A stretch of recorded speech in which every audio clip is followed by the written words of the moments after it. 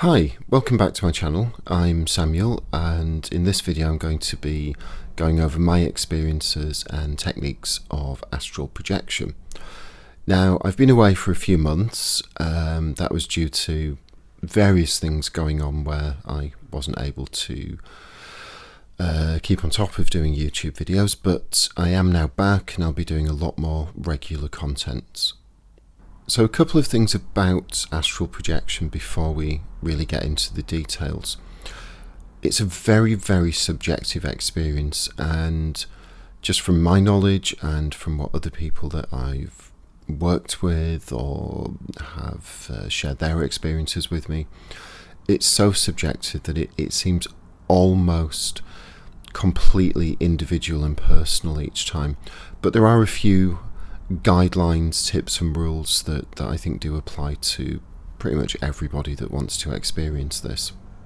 Now, firstly, and this applies to all magical practices, but I think particularly astral projection, it can leave you very vulnerable. Protection and grounding are key, and I would suggest doing grounding before and afterwards. Astral projection isn't by its very nature negative or dangerous, but it also isn't by its very nature particularly safe either. It's almost like when you walk out with the front door of your house. It's not particularly dangerous or safe. It can go either way, and that's kind of how I see the dangers with astral projection.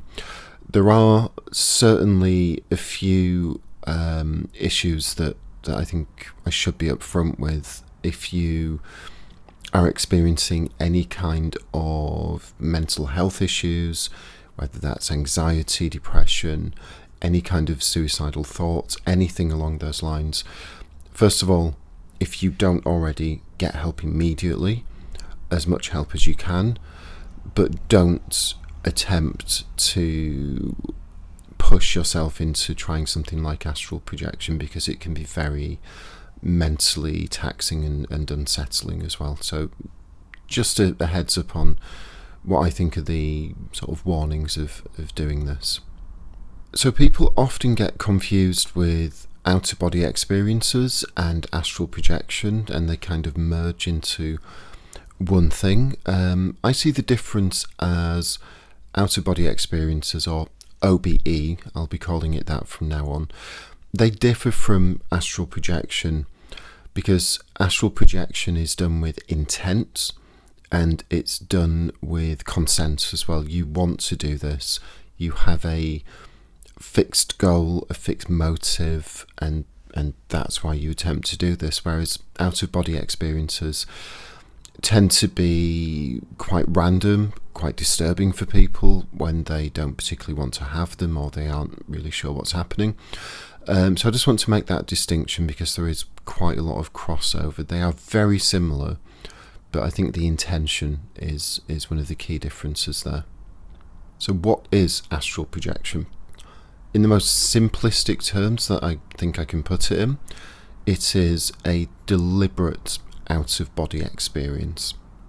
It's basically where you allow your spirit, your soul, your energy to leave your body and to travel on what most people call the astral plane, or different dimensions, a different realm, if you want to call it that.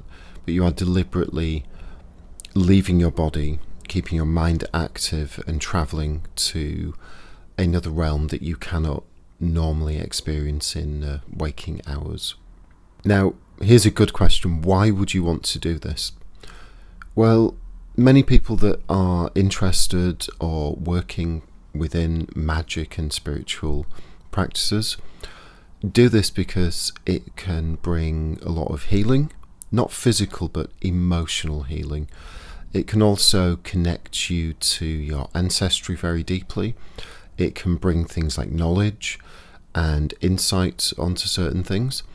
A lot of people do it, which I wasn't really aware of till I started sort of delving into some of the astral projection forums.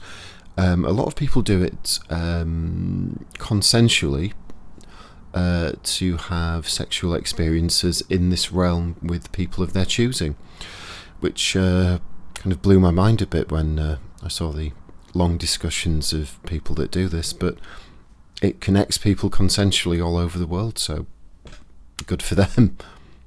Another aspect which I think is quite an important one, but quite a deep one to bring up, of why people do this, is death. Now, I would say a vast majority of people have a inbuilt fear of death. And I think a lot of that comes from not knowing what happens after we pass. And I think astral projection can really help people when they experience this other realm, and they sometimes are in direct contact with their ancestors, with relatives that are no longer here, with loved ones that have sadly passed away. It can bring a lot of peace, but it can also bring a lot of understanding to what we are, that, you know, this is a shell, and what is actually the defining characteristics of a person isn't, you know, what the hair looks like, hopefully better than how mine looks at the moment, but you know, it's almost as superficial as clothing. It's the inside, it's the energy that is sort of what you would call the soul of the person, and that can bring a lot of peace and understanding to the process of life, and what happens when this physical shell is no longer alive, is no longer with us. Does that person carry on? How do they carry on? Where does the energy go? From my experience, that's one of the most challenging, because it is difficult, but also one of the most peace-bringing aspects of this, that you can really, really understand yourself.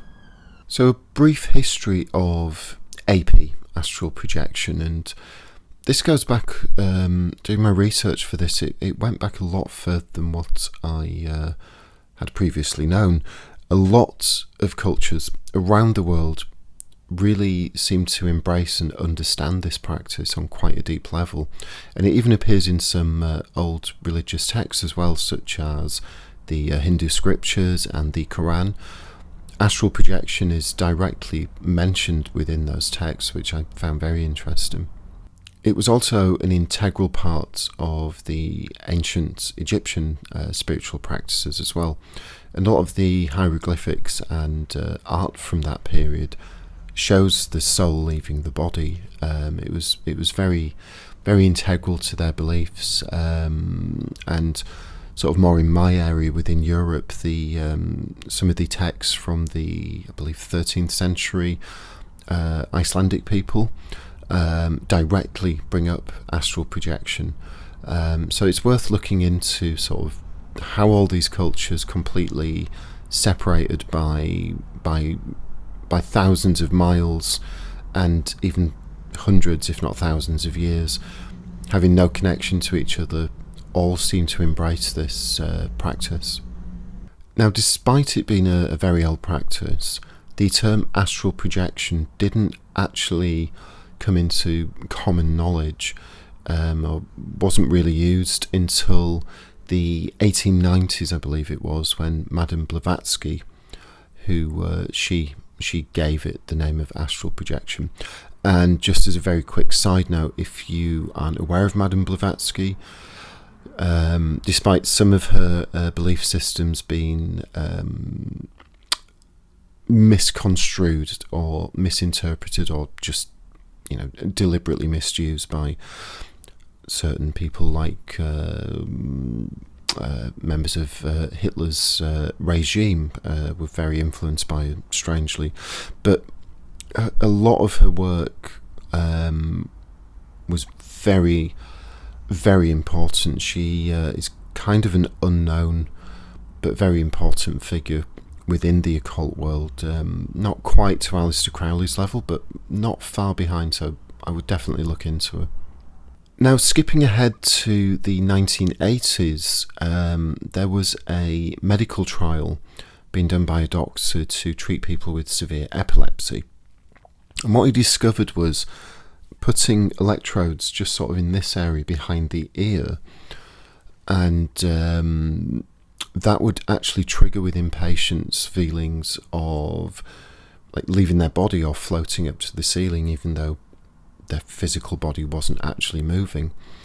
And he found this really interesting and started to delve into it even more, and discovered that basically he could almost induce these sensations that we have when we experience astral projection by electrodes. And this part of the brain here is largely responsible for the feeling of self, the way that we interpret ourselves. So I find that really interesting that that's what this area is for.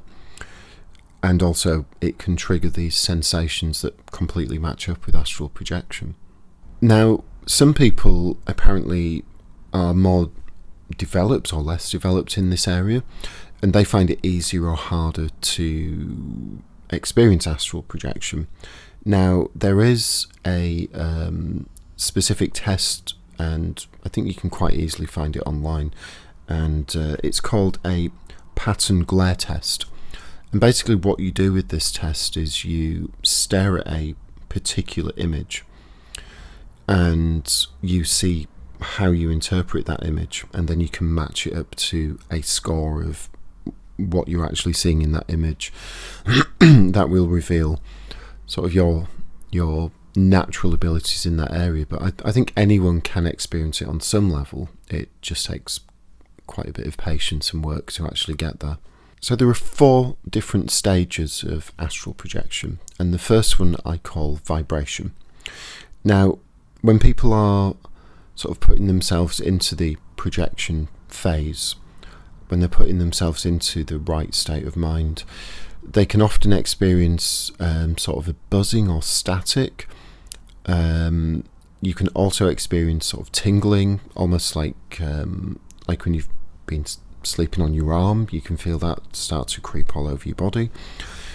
And a very common thing that people feel is a vibration, like literal vibration traveling through their body.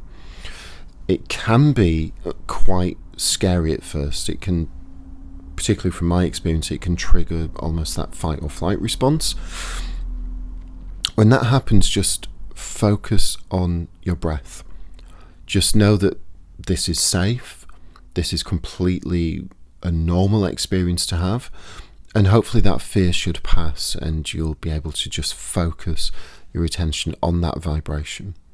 So if you can keep your focus on these sensations that are probably traveling through your body and just keep yourself calm, once you sort of embrace them and really start to feel them all the way throughout you, then you're ready to move on to phase 2.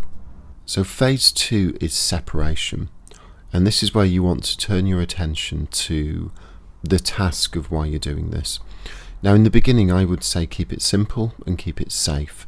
So it should be something or somewhere that is familiar and safe for you, and really focus your attention on that. Allow these sensations to keep happening, but just keep the intention now, the focus of your mind, out of your body and towards whatever this specific target is. So what you're wanting to do in this phase, the separation phase, and I call it that because you're separating your mind from your body. So your body is almost completely still. It's not moving. It's asleep, effectively, but your mind is very active. And you're going to travel to this particular place or thing. And this is tricky, this does take a lot of practice. What you want to do is keep your focus on that and lose all awareness of your body. Like I say, it can be very, not just challenging to do, but can feel quite scary at first. But know that you can very quickly come back, and I'll get to that in a bit. But the more that you are not aware of your body, the stronger this will be. As soon as, and this is just from my experience, you start to become aware of your body again, it can pull you straight back out of this astral world that you've travelled to. And I would say at first, like I've said many times already in this video, keep it simple. So if you're travelling to a particular place, you can explore, have a look around, you can interact mentally, although it does feel physically at the time, and just sort of enjoy and explore and keep your focus on what you're doing and why you are mentally travelling to this place. So stage 3 is what I call explore, and this is once you actually get to this part, this is the easiest part and the most fun. So if your goal for astral projection is to travel to a particular place, let's keep it simple like that, and you've done stage 1 and stage 2, then you are now in that place. It feels as real as the room I'm sat in right now. You can explore, keep it relatively simple, don't go too far at first, but just gently explore, experience, feel it, whatever you want to do. And enjoy as well. That is kind of the point of what you're doing. And stage 4 is return, and that means to return to your body. And all that you do in this phase to bring yourself back is just focus your attention now back on your body. Start to allow yourself to feel your body, be pulled back into it. Some people often experience when they do this, they will start to feel their body, and I would recommend doing this laying down because you don't want to fall over, obviously, and probably do it in bed would be the best place. But particularly the first few times, you will quite likely, this is very common, when you do get pulled back into your body, you will sit upright really quickly, sometimes even gasp as though you've not been breathing, even though you have. It can feel very strange at first, but the more that you practice this, the more that you will get used to it, and the more skilled, because this is a skill, the more skilled that you will become at this. So here are a few tips and do's and don'ts for this practice. So as I've said, what you want to be doing is have your body effectively asleep and your mind active at the same time. And that's not really a natural state to be in, so it does take some practice. But one of the key things to help you getting into this state is having a good practice of sleep. You sleep enough and you sleep well. That's really going to help you. Getting the room that you sleep in as dark as possible, that will really help as well. Avoid screens for at least 2 hours before bed, particularly mobile phone screens. They absolutely disrupt your brain patterns and sleep, so keep away from them for at least a couple of hours before bed. And you could even try something like drinking cherry juice, which contains melatonin, which will also help put you into a very deep sleep. And if you go to bed at around, say, 11 to about midnight, if you go to sleep around then, which I think is about normal for now, then the deep sleep, the REM sleep, will be happening at around 4 a.m. to 6 a.m. So as you first start to put yourself into this trance state where you just allow yourself to go deeper and deeper and slower, and start to separate yourself from your body, one technique that may help is, as you start to feel yourself start to relax and that resistance is going, focus on what I call the dark behind the eyes. Now, some people find wearing an eye mask really helps that because it completely blocks out any light that may be coming into the room. But just focus on the back of your eyes, sort of with your mind as you laid in bed, and that will just help pull you deeper and deeper into the correct state, and also keep the mind active at the same time. Now it's at this point, as you focus that attention at the back of the eyes, the dark of the eyes, this is usually where you will start to feel something. You will often see really vibrant flashing lights appearing within within your vision, within your mind's eye. Now, it can sort of feel a bit strange or alarming for some people. And I say this really about most meditation, just allow it to happen. Don't try and force it. Just without judgment, just allow these things to happen. This is kind of the point, and it's almost like overcoming a fear. You are safe, even though it may not feel like it. But yeah, just keep that concentration on the goal that you have, and whatever images or sensations you may get, just allow them to just almost wash over you. Now, one thing that I do to help with the vibrational phase is to almost see like giant waves in the ocean rolling as energy from the bottom of my feet to the top of my head, every direction, just moving around. And once I start to feel that sensation, they seem to sort of form into a more cohesive pattern. And if you just allow that to keep growing, it almost starts to feel like a pulse, like a wave just running up and down your body continuously. When that starts to happen, and it may even shoot down your arms, down through your legs, that's when you've really sort of connected with that vibrational phase. Now, it can, just from my experience, it did make me feel quite nauseous the first time. I almost felt seasick from it because I just wasn't used to it. If that happens, just stop, and you can always try again the next night. Now, visualizing leaving your body. This is an interesting one, and people have very different approaches to it, or different experiences. Some people see themselves almost dematerializing. That seems to work for some people. Or floating, literally floating out of their body, and they can look down on themselves and look around the room.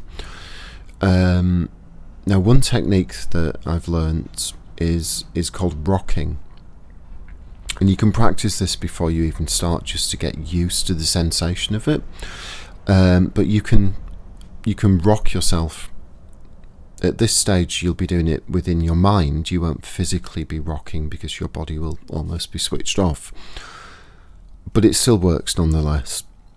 And basically what you do is you visualize yourself rocking from left to right or right to left.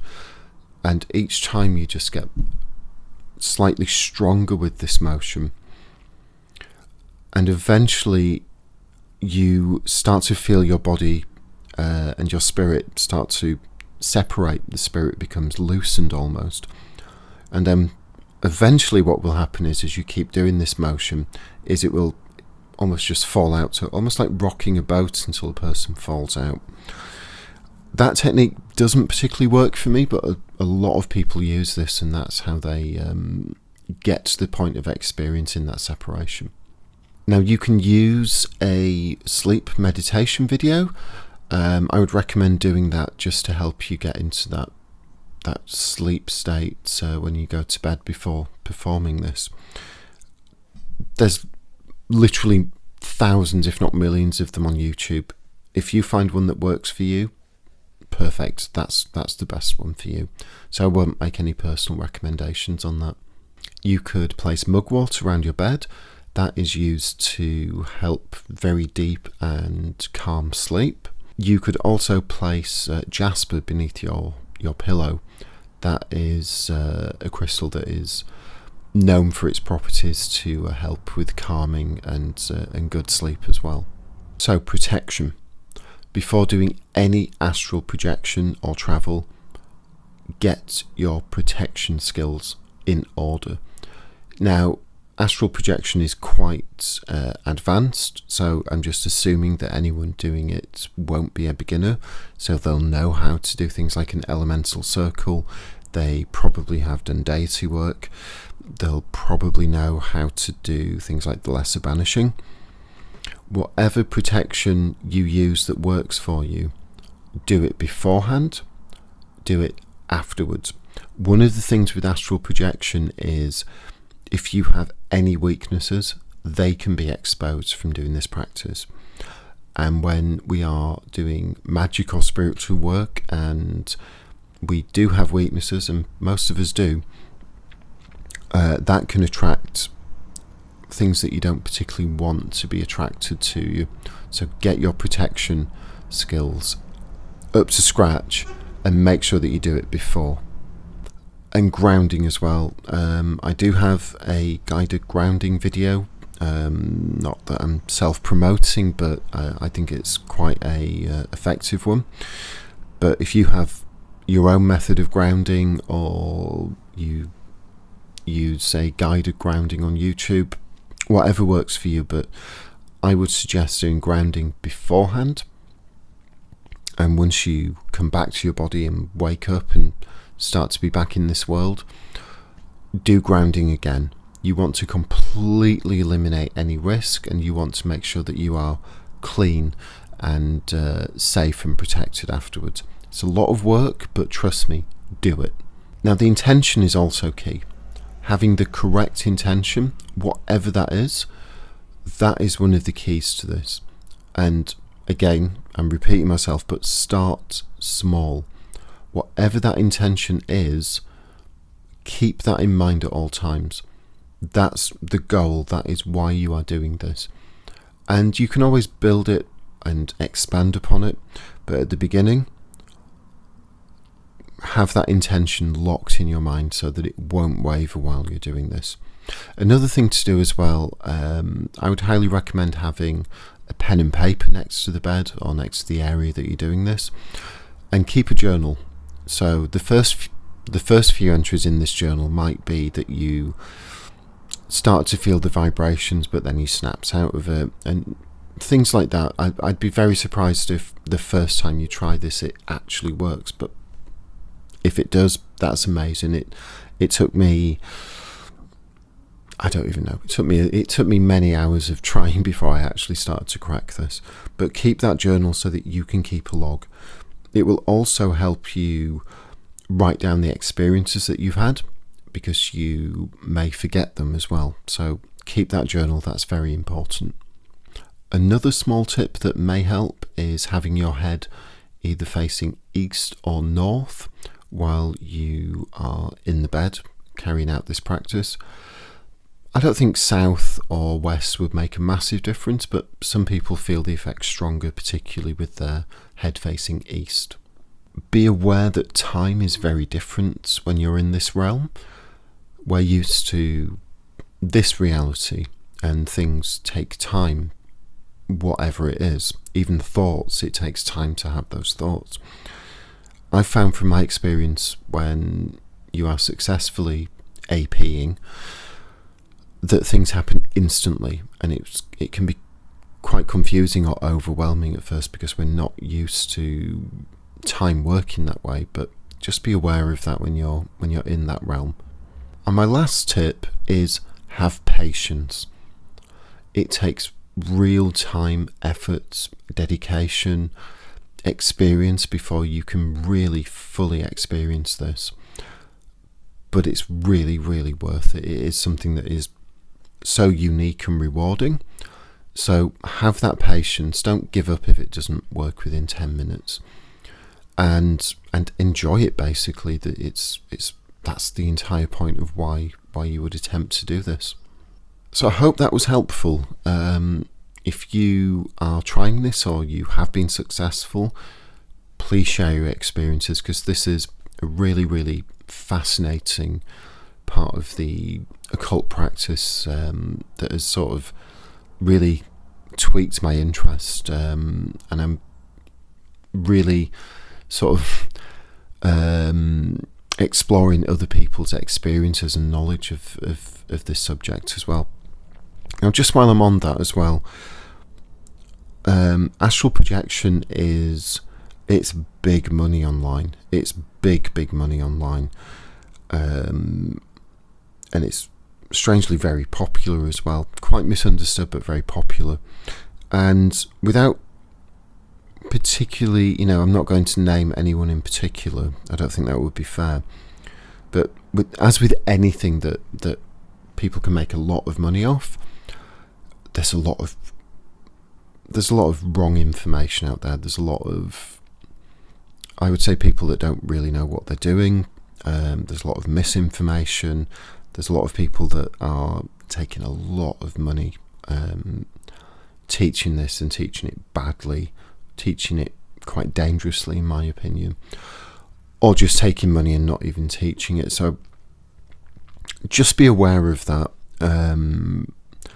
That this topic has it's attracted the bad people, as anything popular pretty much does. But I just thought I'd make you aware of that. But again, thank you for watching. I'll not take up any more of your time, and yeah, share those experiences. Thank you.